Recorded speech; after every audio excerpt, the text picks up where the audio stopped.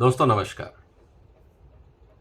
अगर आप इंसान हैं और आप में इंसानियत है तो एक बात तो मैं आपको बता दूं कि ये वीडियो आपको परेशान कर देगा, बेचैन कर देगा। इसीलिए दुनिया में इंसान के रूप में भेड़िए कैसे होते हैं ये आज आपके सामने मैं विद डॉक्यूमेंट्री एविडेंस सामने रखने वाला। इस वीडियो को बनाने में मुझे जितनी परेशानी हुई शायद सुनने में आपको भी उतनी परेशानी होगी। मैं 2-3 दिन से सोच रहा था कि इस पे वीडियो बनाऊं या नहीं, लेकिन दोस्तों जैसा मैंने हमेशा कहा है कि मेरा पर्पस है आप तक सच्चाई पहुंचाने का और तथ्यों के आधारित सच्चाई पहुंचाने का।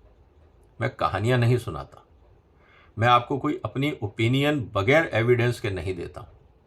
इसीलिए ये चैनल हमेशा आप लोगों का प्यार पाता रहा है और आप लोगों ने भरपूर स्नेह और सपोर्ट किया है। आज का वीडियो है हमास के बारे में। एक संस्था जिसने 1988 में अपना एक चार्टर लागू किया। चार्टर वो होता है कि ये पूरा संगठन किस आधार पे चलेगा, उसकी पॉलिसीज और प्रिंसिपल्स क्या होंगे, बात इसकी हो रही है। तो आज इंटरेस्टिंग बात यह है, या मैं कहूं दुख की बात यह है कि जब मैं आपके सामने ये चार्टर पढ़ूंगा तब आपको भी शायद ये सोचने पे मजबूर होना पड़ेगा कि दुनिया में ऐसे भी लोग होते हैं। इसीलिए इस वीडियो को ध्यान से देखिएगा। और जो मैं पढ़ रहा हूं ये मैं अपनी तरफ से नहीं पढ़ रहा। आप सब इंटरनेट पे जाइए और हमास चार्टर को डाउनलोड करिए। आप टाइप करिए हमास चार्टर, आपको बहुत सारे डॉक्यूमेंट मिलेंगे। उसका जो मेन चार्टर है जिसमें अलग अलग आर्टिकल्स के बारे में, मतलब इस चार्टर के कितने प्रावधान उन्होंने रखे हुए हैं, करीब 36 जो उनके आर्टिकल्स हैं उनका ब्रीफ मैं आपके सामने रख रहा हूं। मैं पूरा पढ़ूंगा, आप परेशान हो जाएंगे, लेकिन कुछ महत्वपूर्ण बातें बताना जरूरी है।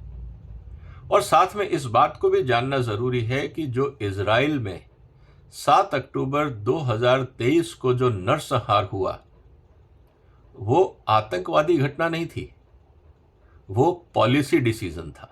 फर्क समझिए। क्योंकि हमास का ये कहना है कि जब तक दुनिया में ज्यूज रहेंगे हम हत्याकांड करते रहेंगे और ना हम बच्चों को बख्शेंगे ना हम बूढ़ों को बख्शेंगे। ये रिटन डॉक्यूमेंट है और जब आप उसको पढ़ेंगे तो एक बार तो ये सोचने पे आदमी मजबूर होता है कि इजराइल की सरकार और वहां की आर्मी किस गलत फहमी में थी कि हमास बदल जाएगा। मतलब हम कितनी जल्दी किसी की आइडियोलॉजी और किसी की मानसिकता की या किसी के काम करने की शैली को भूल जाते हैं। और हमास ने यह भी कहा है कि हम ये नफरत बच्चों को बचपन से सिखाएंगे। इसका मतलब हमास की टेरिटरी में या फिलिस्तीन में जो बच्चा पैदा होगा वो सिर्फ इजराइल से नफरत करेगा, चाहे वो नौकरी करे इजराइल में जाके, वो उसकी मतलब आर्थिक मजबूरी हो सकती है, लेकिन वो करेगा नफरत ही। मैं और डिटेल में रैंडम नहीं जाऊंगा, मैं आपके सामने वो चार्टर के सारे प्रावधान रखता हूं और फिर आप डिस्कस करिएगा आपस में। और अगर आपके बाकी जो साथी लोग हैं, अलग अलग धर्मों से साथी लोग हैं, आप चर्चा करिए कि क्या कोई धर्म ऐसा भी हो सकता है जो सिर्फ नफरत सिखाए। कोई ऐसी संस्था हो सकती है जिसका चार्टर सिर्फ हत्याएं हो, आतंकवाद हो। ऐसा कैसे हो सकता है? लेकिन ये हकीकत है और शायद दुनिया इसकी चर्चा नहीं करती। कोई मेन लाइन मीडिया इसकी चर्चा नहीं करता क्योंकि वो शायद इतना घिनौना अध्याय है कि कोई भी बताना नहीं चाहता। लेकिन क्या आंख बंद करने से खतरा टल जाएगा? क्या इग्नोरेंस इज एन आंसर? इस बात को भी हमें समझना होगा।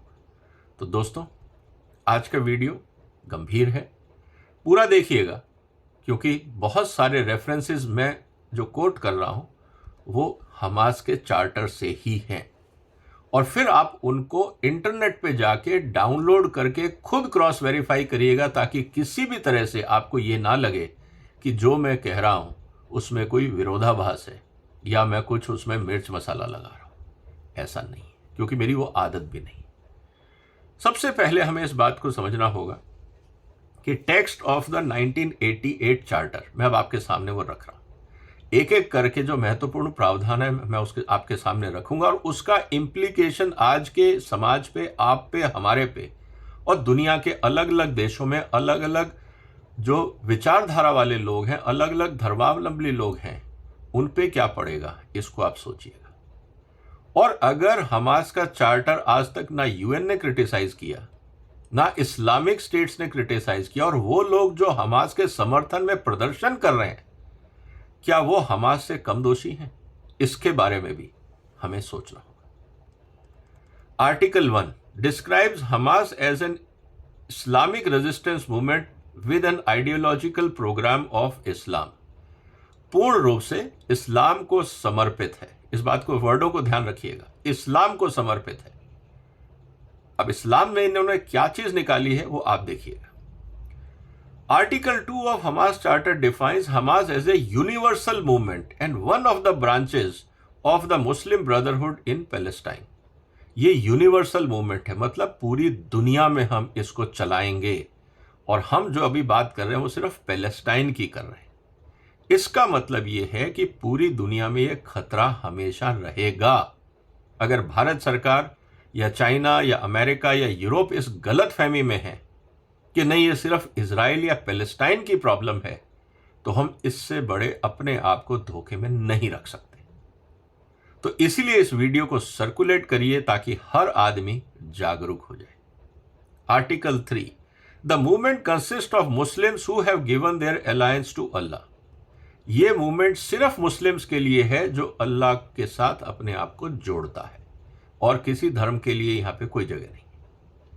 Article 4 the movement welcomes every Muslim who embraces its faith ideology, follows its programme, keeps its secrets and want to belong to its ranks and carry out the duty. ये सिर्फ जो हमास है मुस्लिम्स को आमंत्रित करेगा, और इस शर्त पे कि आप हमारी आइडियोलॉजी, हमारे सिस्टम, हमारे फेथ, हमारे प्रोग्राम, हमारे सीक्रेट्स और हमारे हिसाब से अगर आप काम करेंगे तो आप हमास में आमंत्रित हैं। इसका मतलब जो दोस्तों इजराइल में हुआ, जो नरसंहार इजराइल में हुआ, आप ये समझिए कि पूरा का पूरा हमास संगठन 20 से 25 हजार लोग जो पैलेस्टाइन में हमास से जुड़े हुए, बाकी दुनिया में कहाँ है हमें नहीं पता, लेकिन 20 से 25 हजार लोग ऐसे हैं जो पूर्ण रूप से नफरत और नरसंहार की आइडियोलॉजी को एंडोर्स करते हैं। यही तो हमास ने कहा है कि हमारे से जुड़ने का एक ही तरीका है। Article 5 demonstrates its Salafist roots and connection to Muslim Brotherhood, declaring Islam as an official language and Quran as its constitution. ठीक है, आप इस्लाम मानते हैं, कुरान आपका कॉन्स्टिट्यूशन हो सकता है, आपकी मार्गदर्शन हो सकता है, हमें कोई एतराज नहीं, लेकिन क्या कुरान में नरसंहार सिखाया गया है? सवाल ये निकल के आता है। अगर आप नरसंहार करते हो, कत्लेआम करते हो और कुरान को अपनी आइडियल मानते हो, तो क्या आपको कुरान में नरसंहार सिखाया गया है? हमास को यह जवाब देना होगा, सारे मुस्लिम स्कॉलर्स को यह जवाब देना होगा कि क्या हमास कुरान को गलत ढंग से पेश कर रहा है, गलत ढंग से समझ रहा है, या कुरान में ऐसा लिखा हुआ है।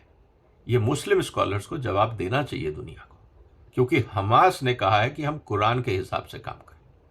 तो ये बहुत सीरियस मैटर है जिस पे हमें विचार करना होगा। Article 6 Hamas is uniquely Palestinian and strive to raise the banner of Allah on over every inch of Palestine, for under the wing of Islam followers, अब इस सेंटेंस को ध्यान से देखिएगा दोस्तों, under the wing of Islam followers of all religions can coexist in security and safety where their lives, possessions and rights are connected.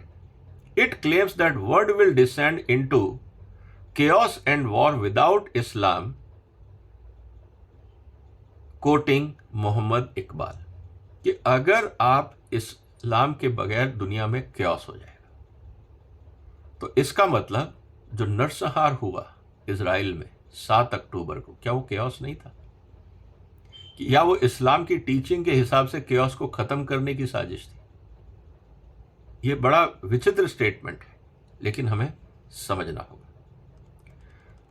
Article 7 describes Hamas as one of the links in the chain of struggle against Zionist invaders and claims continuity with the followers of religion and national heroes Al-Qassam and Great Arab Revolt as well as Palestine combat of the First Arab Israel। अब उन्होंने इस बात को कहा है कि हम जो आज तक जियोनिस्ट के खिलाफ मतलब यहूदियों के खिलाफ जिन्होंने संघर्ष किया वो हमारे आइडियल है, लेकिन अगला स्टेटमेंट और भी खतरनाक है। It references a hadith reported by Sahih al Bukhari Muslim 2922। इसको आप नेट से डाउनलोड करिएगा। अल बुखारी हदीस जो है मुस्लिम 2922, ये हदीस में लिखा हुआ है, इस्लामी स्क्रिप्चर में लिखा हुआ है। ये क्या कहता है? Which states that the day of judgement में जब कयामत का दिन नहीं आएगा would not come until the Muslims fight and kill the Jews. मतलब इस्लाम में कयामत एक बहुत इंपॉर्टेंट डे है, डे ऑफ जजमेंट, लेकिन वो तब तक नहीं आएगा जब तक यहूदियों को हम मार नहीं देंगे। मतलब दुनिया में एक भी यहूदी जिंदा नहीं रहना चाहिए। अब आप समझिए कि एक रिलीजन क्या इस तरह की बात बोल सकता है? ये रिलीजन की हम बात कर रहे हैं। तो जितने हमारे मुस्लिम स्कॉलर्स हैं क्या वो इस बात को एंडोर्स करते हैं कि अगर कयामत की आप लोग बात करते हो तो कयामत तो तभी आएगी जब एक भी जीव जिंदा नहीं रहेगा? और ये कोट हो रहा है आपकी अल बुखारी हदीस में मुस्लिम 2922। ये मैं नहीं कह रहा हूं, ये हमास का चार्टर बोल रहा है कि हम इसको फॉलो करेंगे। तो इसका मतलब जो ज्यूज का कत्लेआम हुआ क्या वो कयामत की तैयारी है? क्या वो रिलीजियस रिक्वायरमेंट है? क्या लगता है दोस्तों, क्या ऐसा भी कोई धर्म हो सकता है? सोचने वाली बात है। Article 9 adopts Muslim Brotherhood vision to connect the Palestine crisis with Islamic solution and advocates fighting against false, defeating it and vanishing it so that justice could prevail। मतलब हम जो अन्याय है उसके खिलाफ लड़ेंगे। Palestine is scared Waqf for all Muslims for all time, it cannot be relinquished by anyone। इसका मतलब ये है कि जो पैलेस्टाइन है वो एक पवित्र धरती है, हम इसको किसी के हवाले नहीं करेंगे। तो दोस्तों एक बात तो क्लियर होगी कि टू स्टेट थ्योरी की जो हम बात कर रहे हैं दुनिया में कि पैलेस्टाइन और इजराइल क्या साथ साथ नहीं रह सकते, यहां पे साफ कहा गया है कि हम नहीं रहेंगे। पैलेस्टाइन हमारा है, हम ही रहेंगे और हम ज्यूज को मार देंगे। यह हमास का चार्टर है और उन्होंने हदीस को कोट किया। तो कैसे शांति होगी इजराइल में? कैसे पैलेस्टाइन एरिया में शांति होगी? आप सोचिए जरा। और इसके लिए यूएन क्या कर रहा है? ये बड़ी बड़ी दुनिया की ताकतें जो मीडिएशन की बात कर रही हैं वो सबसे पहले इस फंडामेंटल इशू को तो एड्रेस करें। आप कहते हैं कि हम संधि समझौता कराएंगे ताकि शांति हो, सीज फायर कराएंगे शांति हो, लेकिन जब सवाल एग्जिस्टेंस का हो तब क्या होगा? क्या इजराइल और पैलेस्टाइन में कभी भी शांति हो सकती है इस आइडियोलॉजी के कारण? क्या ज्यूज कभी आराम से रह पाएंगे इस दुनिया में अगर ये आइडियोलॉजी है? कौन जवाब देगा? क्या यूएन जवाब देगा? अमेरिकन प्रेसिडेंट जवाब देंगे? यूरोपियन यूनियन जवाब देगा? या ओआईसी कंट्रीज इस बात का जवाब देंगे? या पूरी दुनिया को मिलकर जवाब ढूंढना होगा? कौन जवाब देगा? सिर्फ ये कहने से कि सीज फायर हो जाना चाहिए, यहां तो क्वेश्चन ऑफ एग्जिस्टेंस है। तो कौन सीज फायर करेगा? सामने वाला तो कहता हम सीज फायर करेंगे ही। और जो हमास के फाइटर हैं वो कहते हैं सीज फायर का तो कोई क्वेश्चन ही नहीं है, हमें तो दुनिया से ज्यूज को खत्म ही करना है। तो इस बात को आपको समझना होगा। Article 12 affirms that nationalism from the point of view of the Islamic resistance movement is part of religious creed। मतलब हम जो कर रहे हैं वो तो धार्मिक एक्टिविटी है, इस बात को समझना होगा। Article 13 There is no negotiated settlement possible, jihad is the only answer। Article 13 बहुत साफ बोलता है। तो तो इसीलिए हमास ने तो एक ही बात कही है अपने कैडर को, 25,000 लोगों को जो उसके साथ जुड़े हुए हैं डायरेक्टली, कि आपका एक ही धर्म है, जिहाद। कोई सेटलमेंट नहीं, कुछ नहीं। और अगर आप मर भी जाते हैं तो 72 हूरें आपके लिए हैं, और साथ में कयामत के दिन आपको न्याय मिलेगा। और कयामत कब आएगी? जब दुनिया में एक भी जीव जिंदा नहीं रहेगा। क्या ये आइडियोलॉजी इंसानों की हो सकती है?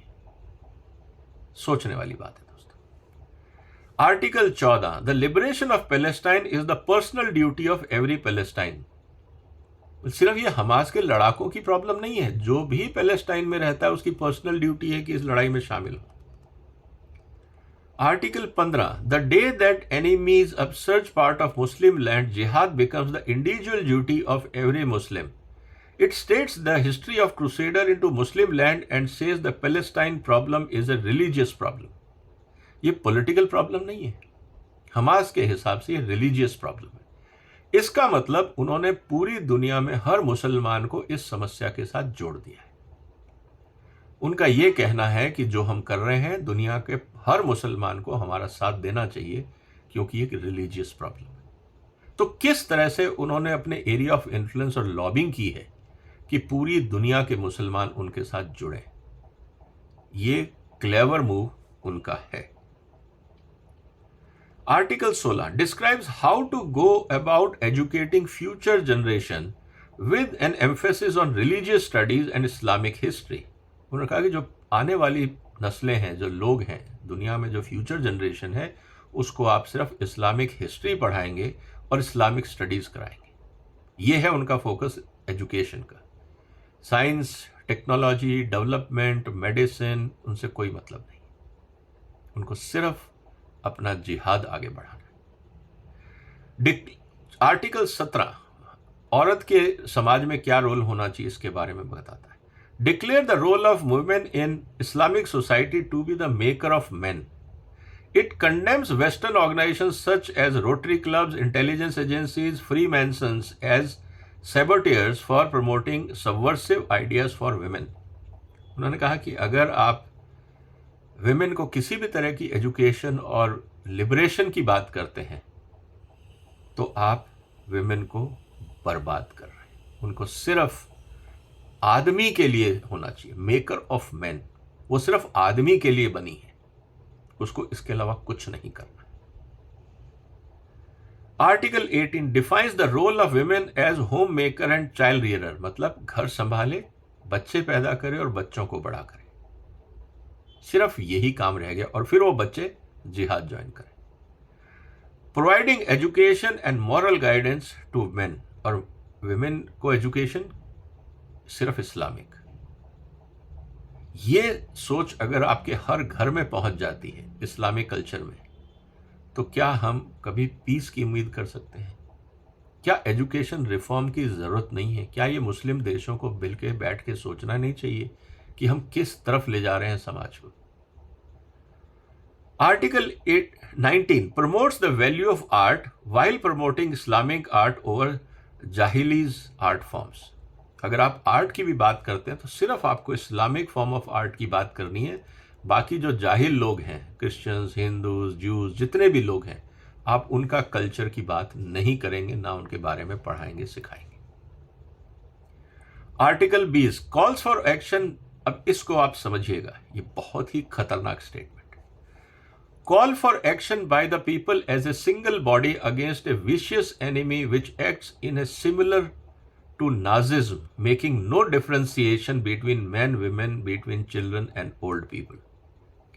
उनका ये कहना है कि आपको ये कहा जा रहा है, कॉल फॉर एक्शन, आपको ये आह्वान किया जा रहा है कि आप समझिए कि आप एक इंसान की बात नहीं कर रहे हैं। विशियस एनिमी विक्स एंड, मतलब आप अपने दुश्मन के खिलाफ उस तरह से काम करेंगे जैसे नाजियों ने किया था।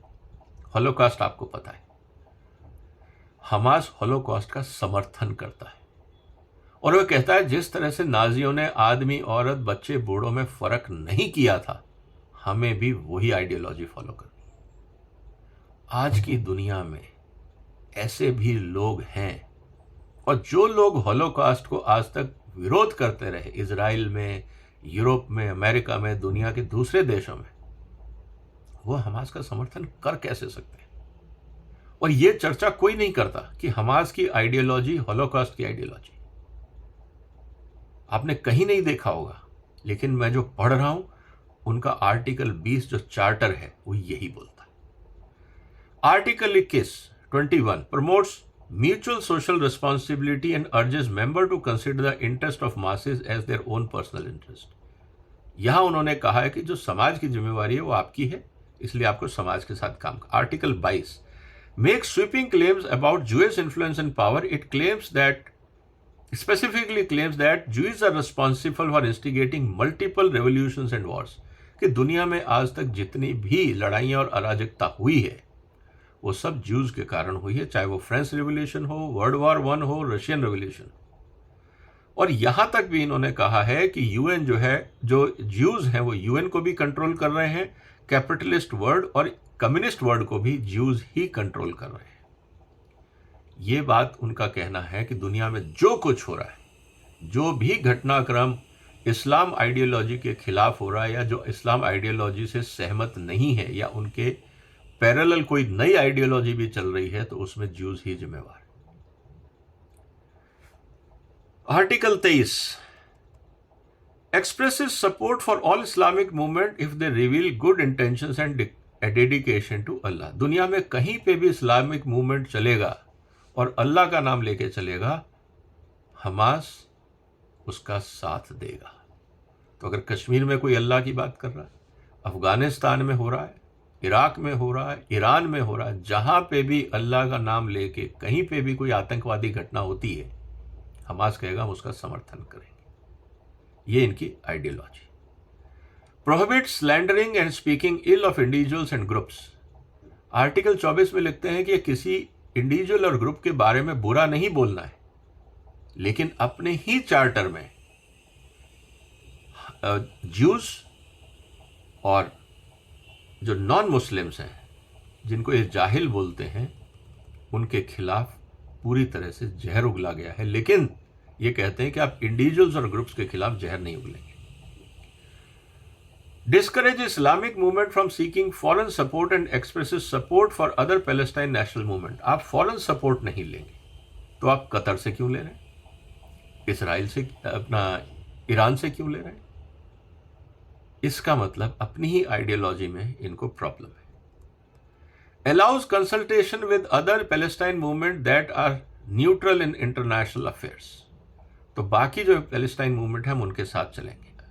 आर्टिकल 27 ये भारत के संविधान के भी खिलाफ है। तो जब सुप्रीम कोर्ट और हाई कोर्ट के जजेस सेक्युलरिज्म की बात करते हैं तो इस स्टेटमेंट को ध्यान रखना होगा। Article 27 praises PLO but condemns it's secularism. धर्मनिरपेक्षता नाम की कोई चीज नहीं होती है। हमास बहुत क्लियर बोलता है और हमास कहता है हम कुरान से इंस्पायर्ड है। तो क्या कुरान में सेक्युलरिज्म की कोई जगह है या नहीं, ये इस्लामिक स्कॉलर्स को बताना होगा। हम कम से कम, मैं तो इस्लामिक स्कॉलर नहीं हूं, मैं तो सवाल ही कर सकता हूं कि गाइड करिए हमें, बताइए, समझाइए। क्योंकि हमास कहता है कि हमारा कॉन्स्टिट्यूशन कुरान है और वहीं वो कहता है कि वी कंडेम सेक्युलरिज्म। तो क्या कुरान सेक्युलरिज्म को कंडेम करता है? तो भारत के संविधान में जो सेक्युलरिज्म लिखा हुआ है वो क्या सिर्फ नॉन मुस्लिम्स के लिए? क्या सुप्रीम कोर्ट और हाई कोर्ट के जजेस भी अपने इस बात पे विचार विभक्त करेंगे कि किस तरह से हम सेक्युलरिज्म की बात करते हैं और किसके लिए करते हैं, किस पे लागू होगा? क्योंकि कॉन्स्टिट्यूशन तो सब पे लागू होता है। लेकिन अगर एक कम्युनिटी या एक रिलीजियस ग्रुप कहता है हम मानते ही नहीं, तो क्या वो संविधान का उल्लंघन है या नहीं है? इस पे गहन चिंता होनी जरूरी है। Article 28 Conspiracy charges against Israel and the whole of the Jewish people, Israel, Judaism and Jews. It claims that Zionist organizations aim to destroy society through moral corruption and eliminating Islam and are responsible for drug trafficking and alcoholism. तो समाज में जितनी बुराइयां हैं वो सब Jews के कारण है। आर्टिकल 30 सबको दिमागी रूप से हिलाएगा। calls on writers, intellectuals, media people, orators, educators and teachers and all the various sectors in the Arab and Islamic world to pursue jihad. सिर्फ जिहाद का काम मिलिटेंट्स का नहीं है। आप कुछ भी हो, प्रोफेशनल्स हो, टीचर्स हो, एजुकेटर्स हो, इंटेलेक्चुअल्स हो, राइटर्स हो, आप कुछ भी हो, जिहाद आपको करना होगा। Article 31 describes Hamas as a humanistic movement. अब आप समझिए, एक तरफ कत्लेआम की बात है, एक तरफ ज्यूज को खत्म करने की बात है, नहीं तो कयामत नहीं आएगी, और उसके ऊपर ये कहते हैं Hamas is a humanistic movement which takes care of human rights and is guided by Islamic tolerance when dealing with the followers of other religion. Guided by Islamic tolerance, अगर इस्लाम में ज्यूज को जिंदा जलाने की बात है या खत्म करने की बात है तो टॉलरेंस क्या हुआ? लेकिन हम कुरान के हिसाब से कर रहे हैं। Under the wings of Islam, अब इसको समझिएगा, under the wings of Islam it is possible for Islam, Christianity and Judaism to coexist in peace and quiet with each other, provided that members of other religions do not dispute the sovereignty of Islam in the region. दोस्तों, अगर आप मोहम्मद साहब का इतिहास भी देखें, Jews से नफरत क्यों हुई? क्योंकि मोहम्मद साहब जब काबा से मदीना गए, मक्का से जब मदीना गए, मक्का में उन्होंने बहुत सारे रिलीजियस सरमन दिए थे। जब वो मदीना गए तो वो एक पॉलिटिकल राइवलरी थी, वहां पे पावर ग्रैबिंग का एक पूरा खेल था। इतिहास पढ़िए। और वहां पे जब ज्यूज रहते थे, उन्होंने मोहम्मद को अपना खलीफा मानने से मना कर दिया। तब से ज्यूज के खिलाफ ये कहा गया कि इनको दुनिया में रहने का कोई हक नहीं है, क्योंकि वहां पे पॉलिटिकल फाइट थी। आप अपने आप को सुप्रीम तभी कह सकते हैं जब कोई भी आपका विरोध ना करे, और जो विरोध करे उसको खत्म कर दिया जाए। ज्यूज की अपनी आइडियोलॉजी है, अपना रिलीजन है, अपने प्रिंसिपल्स हैं, लेकिन वो क्योंकि मोहम्मद साहब को अपना सुप्रीम मानने को तैयार नहीं थे, इसलिए ये आदेश दिया गया कि ज्यूज को खत्म कर दें। और 1400 साल पुरानी आइडियोलॉजी आज भी चल रही है। आप इंटरनेट पे जाइए और इतिहास पढ़िए। मक्का का जो रोल था वो, और मदीना का जो रोल था वो, इसको डिटेल में पढ़िए, बहुत सारी चीजें क्लियर होंगी। सब कुछ है इंटरनेट पे, अगर प्रयास करेंगे तो बहुत कुछ निकल के आएगा। Article 32 Hamas condemns as co-plotters the imperialistic power seeking to corrupt all Arab countries one by one, leaving Palestine as the final bastion of Islam, states that Zionist plan is set forth in the protocol of the elders of Zion and they intend to expand their control from the Nile to the Euphrates river, जो Iraq में। तो कहने का मतलब ये है कि उनका ये मानना है कि एक एक करके सारे इस्लामिक देशों को ये जो ज्यूज हैं वो इन्फ्लुएंस करेंगे अपनी पावर में, उसके साथ इंपीरियलिस्टिक पावर करेंगे, सारे अरब देशों को करप्ट करेंगे, और अगर सिर्फ बचेगा तो पैलेस्टाइन, क्योंकि उनकी इच्छा है कि पूरे अरब पे कब्जा करें। Article 33 calls upon the Muslims worldwide to work for liberation of Palestine.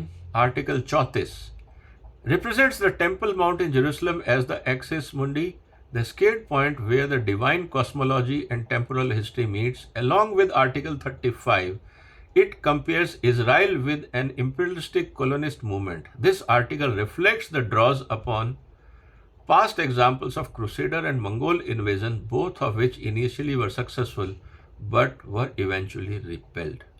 तो उनका ये कहना है कि जो टेम्पल माउंट है, जिसको लेके पूरा झगड़ा हो रहा है,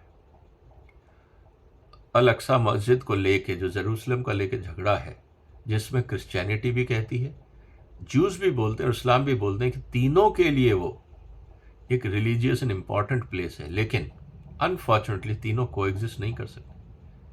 तीनों को कब्जा चाहिए, को एग्जिस्टेंस नहीं चाहिए।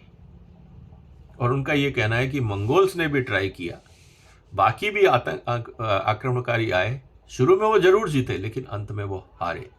तो उनका कहना ये है कि अगर आज इजराइल उस पर अपना क्लेम जता रहा है तो वो भी हारेगा। Article 36 outlines the goal of Hamas, जो मैंने आपको बताया। दोस्तों, अब सवाल ये उठता है कि जब ऐसी आइडियोलॉजी प्रिंटेड है, सर्कुलेटेड है, तो जो हमास के लीडर हैं, मुस्लिम देश हैं, यूएन है, यूएस है, यूरोपियन यूनियन है, ये कर क्या रहे? जब आप इस नफरत की आइडियोलॉजी को और इसको चार्टर के रूप में अपने मेंबर्स और कम्युनिटी में सर्कुलेट करोगे, लोगों को जोड़ोगे, और वो भी नफरत के माध्यम से, तो क्या दुनिया में शांति रहेगी? क्या ज्यूज और इजराइल कभी आसानी से रह पाएंगे? क्या यूएन को जब उन्होंने चार्टर अपना रेजोल्यूशन पास किया था कि there should be ceasefire, तो सीज फायर की नौबत या लड़ाई की नौबत आई क्यों? ये तो 1988 से ये चार्टर है। सारी दुनिया ने इस्लामिक देशों के साथ मिलकर इस चार्टर को कंडेम क्यों नहीं किया? हमास के ऊपर बैन क्यों नहीं लगाया? और सबसे बड़ी बात, आप आज एफएटीएफ में आपके पास ये प्रावधान है कि जो भी देश आतंकवादी घटनाओं को सपोर्ट करते हैं, हम उनको ब्लैकलिस्ट करेंगे, हम उनसे किसी भी तरह का कोई समझौता नहीं रखेंगे। ये एफएटीएफ है, फाइनेंशियल एक्शन टास्क फोर्स। तो जब कतर फंडिंग कर रहा है, ईरान फंडिंग कर रहा है, तो एफएटीएफ में वो ब्लैकलिस्टेड क्यों नहीं है? अमेरिका का कतर के साथ व्यापारिक रिश्ता क्यों है? क्यों अमेरिका ने अपने बेस कतर में बनाए हुए हैं, जब उनको पता है कि इजराइल उनका दोस्त है?